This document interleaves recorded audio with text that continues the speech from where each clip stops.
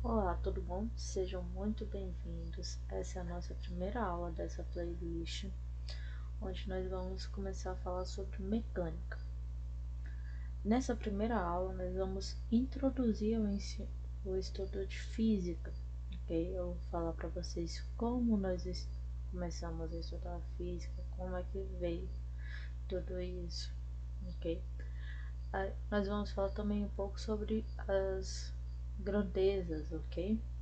As unidades de medida e vamos iniciar o estudo da cinemática, as coisas mais básicas. Mas antes de começar tudo isso, eu preciso que você se inscreva no canal, ative as notificações, curta esse vídeo, ok? E vamos começar o vídeo, ok? Então vamos lá. Como eu falei, como é que a física começou? Onde que ela começou? As primeiras pessoas que começaram a estudar física começou lá na Grécia Antiga, lá com os filósofos gregos. E o que eles estudavam? Eles estudavam a natureza, eles estudavam os fenômenos da natureza. Mas por que eles estudavam isso? Bom, porque é natural do ser humano, é natural do homem, da mulher, a curiosidade. Então, a gente quer saber o porquê que as coisas acontecem, a gente quer saber o que está acontecendo, por que aconteceu. Então, a gente quer saber o que está acontecendo. Essa curiosidade faz parte da gente. E procurar as respostas também faz parte da gente. Então, lá na Grécia Antiga, eles começaram a procurar essas respostas. Eles começaram a estudar os fenômenos da natureza. Só que não tinha a divisão de que o que era física, o que era química, o que era biologia, o que era filosofia, o que era sociologia. Não tinha essa divisão. Todo mundo estudava um pouco de tudo, certo?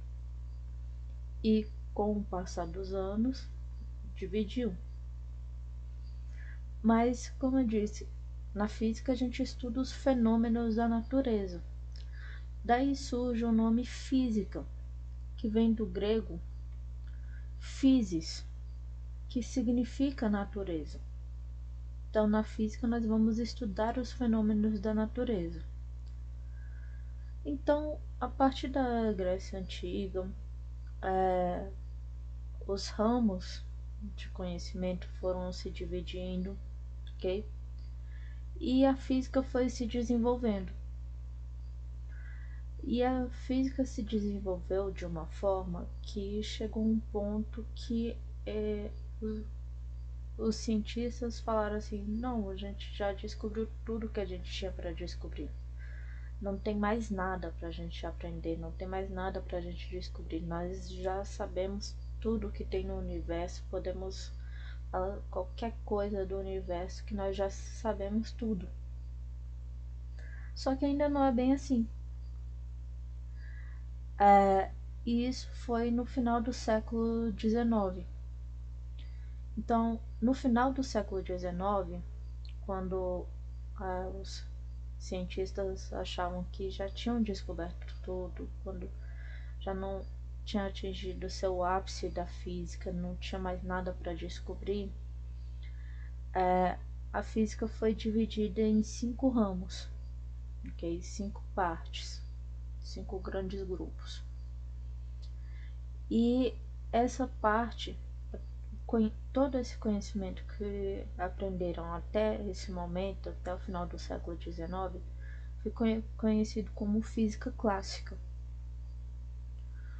E eu vou falar agora um pouquinho o que cada um dessas partes, desses ramos da física estudam e vou explicar para vocês, ok? Vou apresentar para vocês. Então, como eu disse, temos a física clássica, que é aquele conhecimento que foi estudado até o final do século XIX, foi aquilo que nós aprendemos até o final do século XIX. E a primeira parte é a mecânica. O que a mecânica estuda? A mecânica ela estuda o movimento dos corpos, mas ela estuda o movimento dos corpos desde o movimento mais simples até um movimento mais complexo. Como assim um movimento mais simples?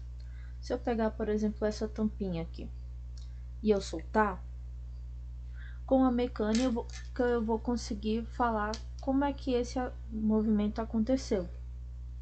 Eu vou conseguir dizer, bom, essa tampinha ela caiu, certo? Ela caiu, ela atingiu uma determinada velocidade, ela demorou 10 segundos, por exemplo, para chegar até o chão.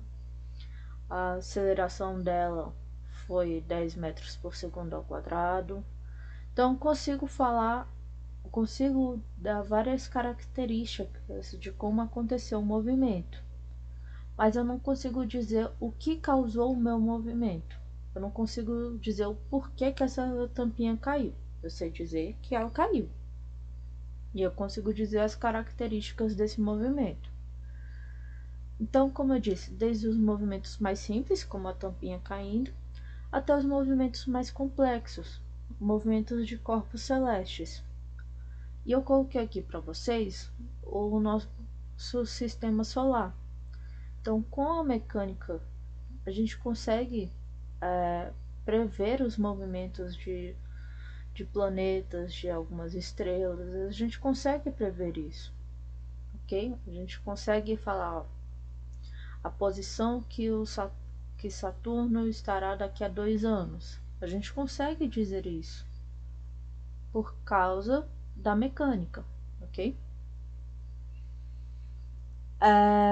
Tanto é que com a mecânica nós conseguimos falar, ó, tal dia vai ter um eclipse solar, vai ter eclipse lunar. A gente sabe quais são os dias que aconteceram isso antes mesmo deles acontecerem, porque nós já estudamos, já analisamos tudo isso e sabemos quando acontecerá novamente, pela posição que a Terra está, a Lua está, o Sol está, a gente sabe quando que esses acontecimentos, esses fenômenos irão acontecer novamente.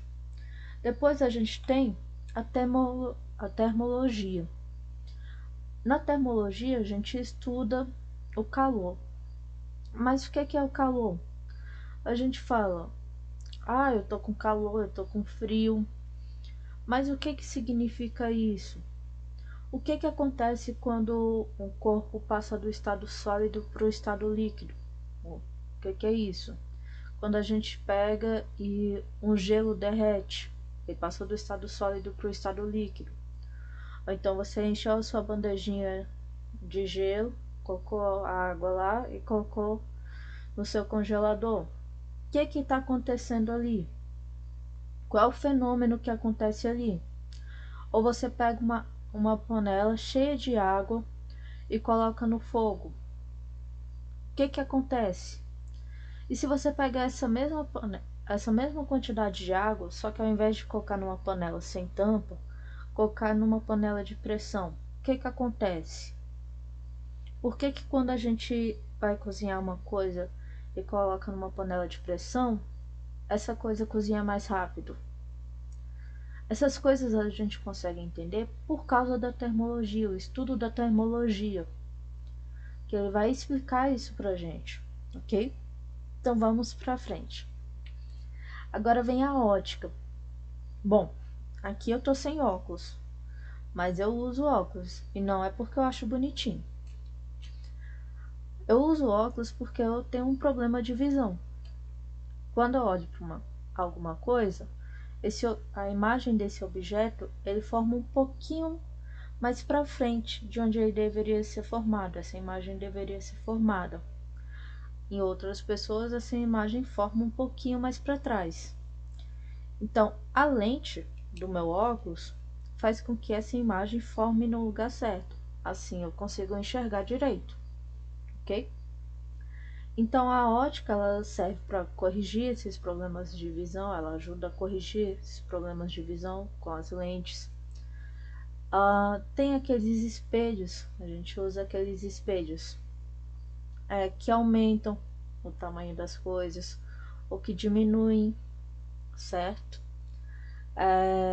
Ou então eu coloquei aqui para vocês verem. Eu tenho aqui um telescópio que, com um conjunto de lentes, com mais de uma lente, a gente consegue enxergar corpos que estão a anos-luz de distância da gente e conseguimos enxergar com nitidez, ok? Hoje em dia nós temos existem celulares que conseguem tirar fotos de corpos que estão a anos-luz de distância da gente. Não tanto, mas dá para ter alguns que conseguem tirar uma boa foto, tá? E temos também aqui um microscópio, que agora, ao invés de algo tão distante, nós queremos ver algo bem pequenininho. E também com a ajuda de lentes a gente consegue enxergar, ok? Vamos para o próximo. Ondulatório. O mais clássico, o exemplo mais clássico são as ondas do mar, ok? E é exatamente isso. Ondas do mar é um exemplo básico de ondulatório. Mas aí nós podemos pensar um exemplo, por exemplo, ondas sonoras. Todo o som que a gente escuta é uma onda que está chegando até os nossos ouvidos, ok? Então você coloca lá a música no carro bem alto, assim, aquele tum, tum, tum, tum, tum. São ondas, ok? Aquela caixa de som que você vê ela subindo e descendo, aquilo dali é que está empurrando o ar para frente e para trás. São as ondas saindo dali, ok? Nós temos também as ondas eletromagnéticas, tudo bem? E o último ramo da física clássica é o eletromagnetismo. A TV, ela é formada, tem um circuito. Ali eu coloquei o Arduino, que tem um circuito ali, você pode criar diversas coisas com o Arduino, dá para você montar sensores, dá para você montar um robozinho, dá para montar diversas coisas com o Arduino. O seu celular, que você está vendo esse vídeo agora. Então, a luz que chega até você, o seu chuveiro que esquenta, tudo com o conceito de eletromagnetismo, ok? São uma energia que está passando e está chegando até você, ok? Ali coloquei fotos também de geradores, está gerando energia elétrica. Então tudo isso faz parte do estudo do eletromagnetismo. Então eu falei os 5 ramos da física clássica, ok? Que é a mecânica, termologia, ótica, ondulatória e eletromagnetismo. Aí depois de tudo isso, no século XX, foram descobertas outras coisas, que eram alguns fenômenos que foram estudados e viam assim que não atendiam, não davam para ser explicados com a física clássica. Então foi necessário criar toda uma nova física para poder entender como aqueles fenômenos aconteciam, ok? Daí surgiu a física moderna. Então nós temos a física quântica. A física quântica é uma física que trabalha com corpos muito pequenos, corpos no nível atômico, do tamanho de átomos, ok? Então é algo muito pequeno que a gente não vai ver jamais, ok? E também a relatividade, ok? Relativística, que são aqueles corpos que estão andando muito rápido, tão rápido que estão próximo à velocidade da luz, algo que antes se achava que ninguém e nem nada iria alcançar essa velocidade. E esses corpos chegam próximo à velocidade da luz, ok? E como eles chegam próximo a essa velocidade da luz, eles já não obedecem mais à física clássica. Precisa de novas regras para eles, ok? Então, essa é mais ou menos só o básico do básico da física moderna, só a ideia. Agora nós vamos começar a falar sobre as grandezas, as unidades de medida, tá bom? Bom, quando eu falo para você, anda 10, eu preciso falar mais alguma coisa, eu preciso complementar essa informação. Eu preciso falar para você 10 milímetros, 10 centímetros, 10 metros, 10 quilômetros. Eu preciso falar mais alguma coisa, certo? E houve um tempo que isso não era padronizado. Qualquer pessoa poderia criar a sua unidade de medida. Não existia um padrão. Então eu poderia criar a minha unidade aqui agora. A minha unidade Carolina. O tamanho dela vai ser o quê? Carolina vai ser daqui, ó, do meu cotovelo até a ponta do meu dedo. E pronto. Se uma pessoa lá do outro lado do mundo, lá na China, quiser usar essa unidade de medida, como é que ela vai ter um parâmetro para usar? Como é que ela vai usar o mesmo padrão? Não tem como. É o meu braço que está aqui comigo, ou eu vou arrancar e vou mandar para a pessoa? Não dá, certo? Então estabeleceu um padrão.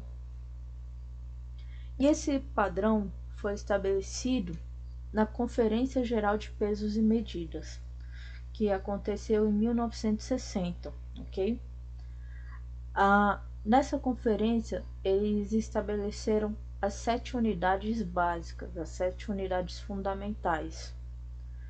E todas as outras unidades são consideradas como as unidades derivadas, que elas podem ser obtidas através do produto dessas unidades básicas, tá bom?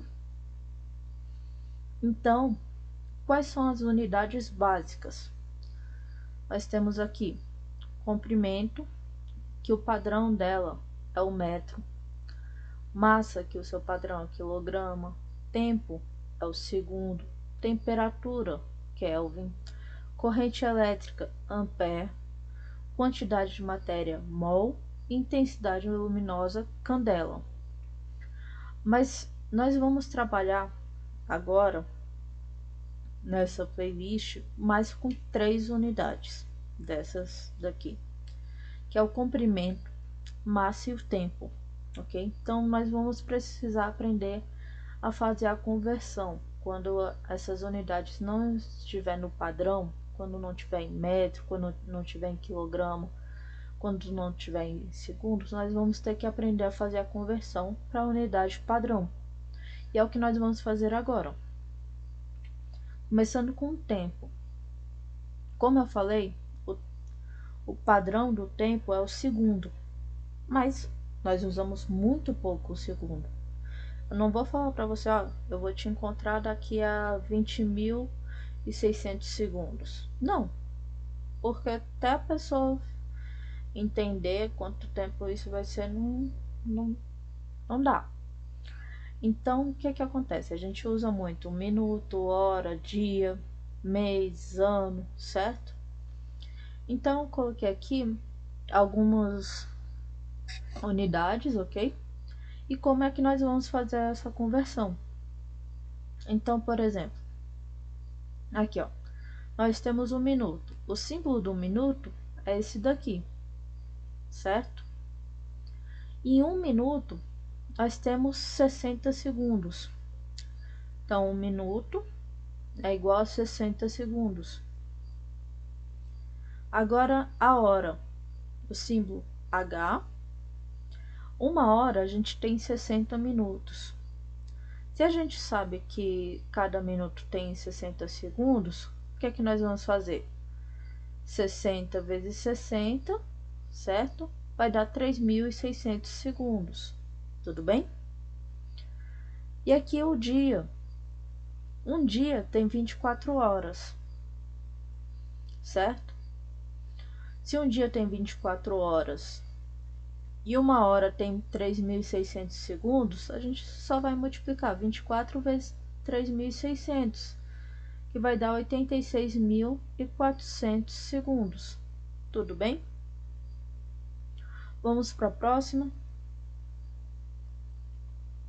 A unidade de comprimento. Só um instante.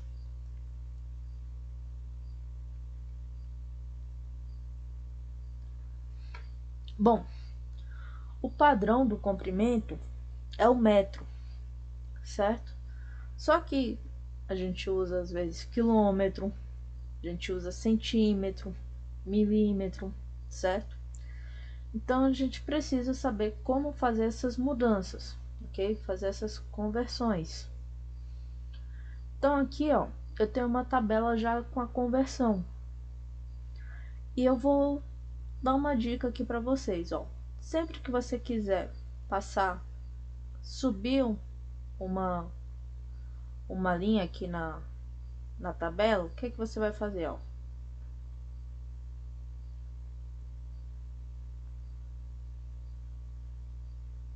Cada vez que você sobe uma linha,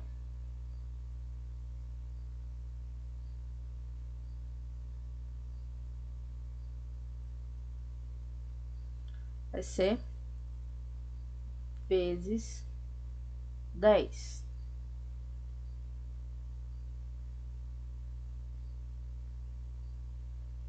Tudo bem? Quando você desce,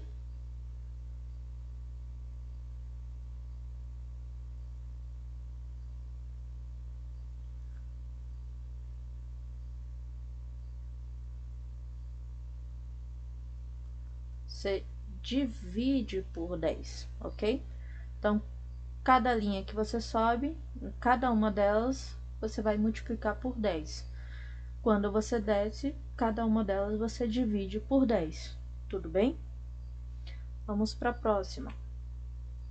Unidade de massa. Bom, as três unidades que a gente usa mais são grama, quilograma e tonelada. Grama a gente usa para coisas menores, coisas mais leves, né? Quilograma é o que a gente mais usa. E tonelada já são para coisas mais pesadas, coisas maiores. Aqui tá a conversão de quanto que vai ser de quilograma para grama, de grama para quilograma, ok? Então aqui, ó, nós temos quilograma. Um quilograma é a mesma coisa que 1.000 gramas, ou 10 a terceira gramas, certo? Da mesma forma que 1 grama é a mesma coisa que 10 a menos 3 quilogramas, certo? E 1 quilograma, desculpa, é igual a 10 a menos 3 toneladas, ok? E uma tonelada é a mesma coisa que 1.000 quilos, ou 10 a terceira quilos, tá bom? Vamos para a próxima. As unidades... Opa. Bom, notação científica. O que é a notação científica?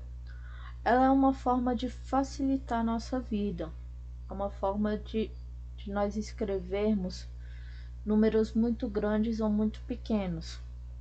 Então, nós vamos escrever, por exemplo, 1 bilhão. Tem muitos zeros aí. Então, com a notação científica, nós vamos reduzir esse número para uma quantidade. O número vai ficar mais compacto, mais fácil de ler e entender, ok? E como é que nós vamos escrever esse número? Ele será escrito dessa forma aqui, ó. N vezes 10 elevado a n. O que é esse primeiro n que eu coloquei aí? Esse primeiro n, ele vai ser um número que aquele número que está lá na frente, no caso, Eu falei 1 bilhão. Então, o primeiro número é 1, certo? Então, a gente vai colocar esse 1. Deixa eu colocar aqui, ó. Por exemplo.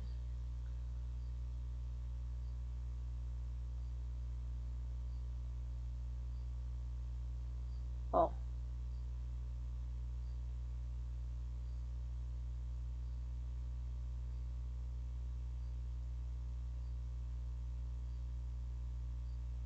Um bilhão, ok? Esse N aqui vai ser o 1. Pode ser 10? Por que que não pode ser 10? Como eu disse aqui na explicação, ó, o número ele tem que ser maior do que 1, então não posso colocar 0,1, 0,9. E aí tem que ser menor do que 10, então não posso colocar 10, eu posso colocar 9,99, mas eu não posso colocar 10, ok? Então aqui vai ficar 1,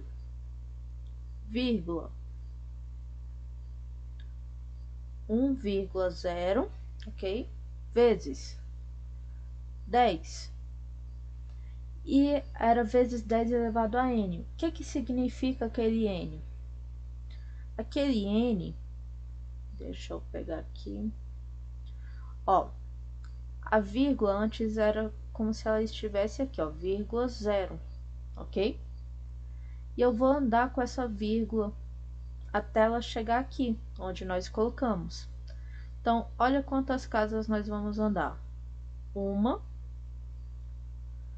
2, 3, 4, 5, 6, 7, 8, 9, ok? Então, andei com a vírgula 9 casas. Então, aqui vai ficar 9, ok? 10 elevado a 9. Tudo bem? Se eu quiser, por exemplo, fazer 2,9, desculpa, prefixos no SI. Bom, o prefixo do SI ele vai ser uma outra forma de representar essas potências. Então, ao invés de colocar a potência 10 a menos 9, nós podemos escrever nano, ok? Então, vai ser nanômetro. Então, quer dizer que antes do metro tem o 10 a menos 9 ali, certo? Por exemplo, quando a gente fala mega, quando a gente está falando que alguma coisa é mega, por exemplo, só vem coisa de internet, por exemplo, o tamanho de... Então, por exemplo, eu tenho 10 megabytes, não é nada isso, né? Mas vamos lá, 10 gigabytes, pode ser. 10 gigabytes seria o mesmo que dizer que eu tenho 10 vezes 10 elevado a nona bytes de internet, ok? No caso, na computação é um pouquinho diferente, mas seria essa a ideia, tá bom? Então, quando a gente usa esses prefixos, eles vão substituir esse fator. Então, no lugar desse prefixo, você vai pensar sempre que tem essa potência, ok? E esse prefixo você pode colocar esses símbolos. Então, o símbolo do pico é esse daqui, o nano é esse daqui, o micro aqui. Então, você vai ver esses símbolos, ok? E agora vamos dar início à cinemática, ok? Alguns conceitos básicos, alguns conceitos iniciais de cinemática. Primeiro, nós vamos falar sobre referencial, ok? O que é um referencial? Vamos pensar, por exemplo, se eu pergunto para você se uma pessoa que está dentro de um ônibus está parada ou se ela está andando, você vai me dizer o quê? Bom, para a pessoa que está dentro do ônibus, ela está parada, certo? Porque ela não está andando, não está fazendo nada, ela está ali paradinha. Mas para você que está ali fora vendo, aquela pessoa está se movimentando, porque você está vendo o ônibus andar, certo? Então, se você olhar, por exemplo, de fora da Terra para sua casa, ela vai estar parada ou vai estar parada ou vai estar em movimento? Se você olha de fora da Terra, então a sua casa ela vai estar em movimento, porque a Terra ela está girando, certo? Mas se você olha, você pega e vai para a rua da sua casa, e você olha para a sua casa, não, ela está ali parado, não está se mexendo. Então tudo a gente tem que observar o referencial que está sendo trabalhado, ok? Então eu coloquei aqui, ó. Se nós considerarmos, por exemplo, o Sol como referencial, se a gente parar a visão como se nós estivéssemos no Sol, a Terra gira em torno do Sol, ok? Ou então, se o nosso referencial está na Terra, a gente está olhando da Terra, ok? Nós estamos aqui na Terra. O que que parece? Que é o Sol que está girando em torno da gente, e não que nós estamos girando em torno do Sol. Por isso que até há muitos anos atrás, acreditava-se que a Terra era o centro do universo, ok? Que as coisas giravam em torno da Terra, ok? Que o Sol girava ao redor da Terra. E hoje nós sabemos que não é assim, ok? Que nós orbitamos o Sol, tudo bem? Bom, o que é o ponto material? O ponto material, como eu disse, nós temos o referencial. Então, vamos pensar, por exemplo, você vai viajar de carro, ok? Você vai pegar um carro e vai sair daqui e vai até Belém, ok? De Brasília até Belém. Dá mais de 2.000 quilômetros. Faz diferença você pegar um carro que tem 2 metros de comprimento, ou um caminhão que tem uns 20 metros de comprimento? A sua viagem vai ser mais curta por causa do tamanho do carro ou do caminhão? Não, você vai percorrer os mesmos 2.000 quilômetros, ok? Então, ponto material é isso. Dependendo de onde você está olhando, do que você está analisando, aquele objeto tem dimensões desprezíveis que não vão interferir no fenômeno que você está analisando, ok? Então, se você está olhando, você está andando e olha uma formiga, você acha que ela é muito pequenininha, ok? Que ela é como se fosse um pontinho, certo? As dimensões dela são desprezíveis, tudo bem? Se a gente pegar agora esse mesmo carro que a gente ia fazer a viagem e tentar estacionar, ok? Vai fazer diferença se nós tentarmos estacionar o carro ou tentar estacionar um caminhão? Faz uma diferença, né? Pois é. Aí está a diferença do ponto material para o corpo extenso. O ponto material, as dimensões do corpo não fazem diferença pra gente. Não vai fazer muita diferença. É como se ele fosse um pontinho só, ok? No corpo extenso, não. Vai fazer diferença, ok?